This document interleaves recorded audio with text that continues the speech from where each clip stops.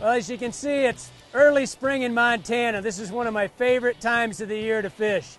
This is the first opportunity for the big fish to put on a feed bag from the long winter. I'm Kelly Galloup. I teamed up with Airflo to get the right tools to fish these big fish. You know, streamer fishing with these aggressive big flies is relatively new to a lot of anglers.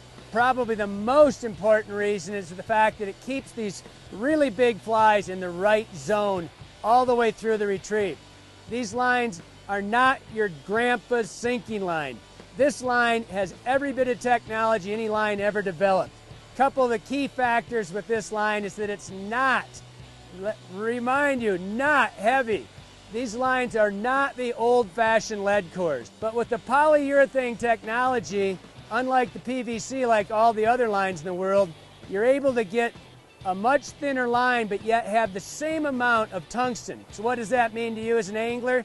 It means the line's skinny, so it's super fast, sinks through the water quicker without that extra weight. That means I can turn the fly over quickly, pinpoint accuracy. I start the retrieve, which is generally pretty quick, and it keeps the fly in exactly the same depth all the way through. You know, I mentioned that these lines were skinny.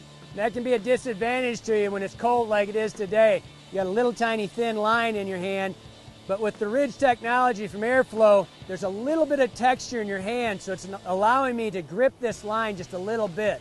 Another thing that the ridge technology does is, it's actually what it doesn't do. It doesn't collect dirt like a lot of the other lines. Because the ridges are going lengthwise with the line, it doesn't trap dirt. When I designed these lines, I designed them with a purpose. You know, a lot of people think that they're going to cast better with a short sink tip, and there's really nothing could be further from the truth. They're a lot harder to cast. They have a tendency to pile if you've got wind, and they really aren't ever designed to retrieve a streamer, and that's really important. You know, one thing I haven't talked a lot about is the low stretch technology in these lines. It's funny because when I called Tim at Ray Jeff, I asked him, you know, is there anything you can do about the stretch in the cores? He kind of laughed and he said, well, the low stretch power cores have almost no stretch. It's very limited. Everything's going to have a little bit of stretch.